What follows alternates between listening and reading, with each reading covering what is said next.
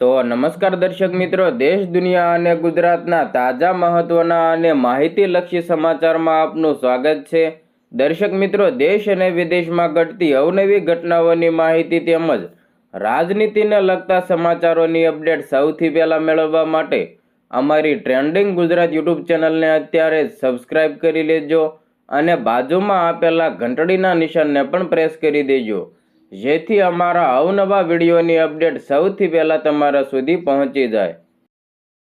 દર્શક મિત્રો, સૌપ્રથમ રાજકારણને લગતા સમાચાર ઉપર એક નજર કરીએ તો પીએમ મોદીના સોમનાથ એટલે કે ગુજરાતના પ્રવાસ બાદ હવે કેન્દ્રીય ગૃહમંત્રી અમિત શાહ પણ હવે ગુજરાતની મુલાકાતે આવી રહ્યા છે।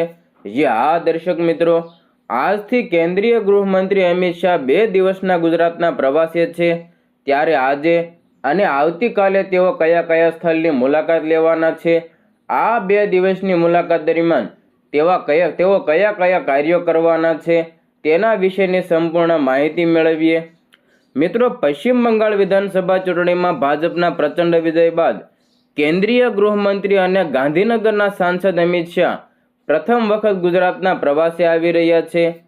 આજથી પોતાના 2 દિવસના ગુજરાતના પ્રવાસે આવી રહેલા અમિત શાહ અમદાવાદ અને ગાંધીનગરમાં વિવિધ કાર્યક્રમોના લોકાર્પણ, ઉદ્ઘાટન તથા ખાતમુહૂર્ત કાર્યક્રમોમાં હાજરી આપશે।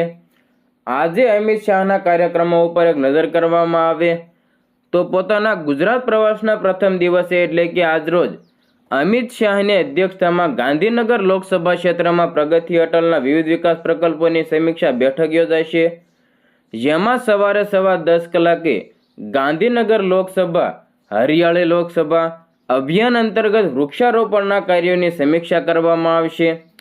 સવારે 11:15 કલાકે સરખેજ ગાંધીનગર હાઈવેના આધુનિકરણના કાર્યોની પ્રગતિ અંગે સમીક્ષા બેઠક યોજવામાં આવશે। સવારે 11:15 કલાકે ગાંધીનગર લોકસભાના તળાવોના નવીનીકરણ અને ઇન્ટરલિંકિંગ કામગીરીઓમાં થયેલ પ્રગતિની સમીક્ષા બેઠક થશે।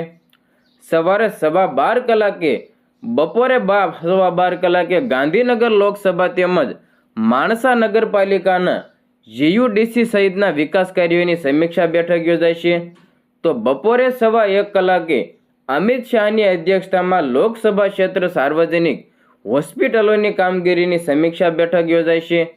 બપોરે 1:45 કલાકે અખંડ આનંદ તેમજ સસ્તું સાહિત્ય મુદ્રણાલય ટ્રસ્ટની કામગીરી અંગેની બેઠકો યોજાશે, જ્યારે સાંજે 4:15 કલાકે ગાંધીનગર લોકસભા ક્ષેત્રમાં કાર્યરત અનુપમ પહેલ રમશે બાળક ખીલશે બાળક આ અભિયાન અંતર્ગત રમકડા એકત્રીકરણ અભિયાનના ઇન્ચાર્જ અને સહ ઇન્ચાર્જો સાથે બેઠક યોજાશે। સાંજે 4:45 કલાકે ઘાટલોડિયા, વેજલપુર, સાબરમતી તથા નારણપુરા વિધાનસભા વિસ્તારોમાંથી અમદાવાદ મ્યુનિસિપલ કોર્પોરેશનના નવા ચૂંટાયેલા કાઉન્સિલરો સાથે શુભેચ્છા મુલાકાત કરી તેમની સાથે સંવાદ કરશે, જ્યારે પ્રવાસના બીજા દિવસે એટલે કે 17 મેના રોજ પણ અમિત શાહના હસ્તે અમદાવાદના ત્રાગડ ખાતે ગણેશ હાઉસિંગ દ્વારા નિર્મિત million minds tech park IT અને ગ્લોબલ કેપેબિલિટી સેન્ટર તેમજ ગાંધીનગર જિલ્લાના દશેલા ખાતે ગાંધીનગર જિલ્લા દૂધ સંઘલી મધુર ડેરી દ્વારા નિર્મિત 5 લાખ લીટર ક્ષમતાવાળા અદ્યતન પ્લાન્ટનું ઉદ્ઘાટન કરવામાં આવશે।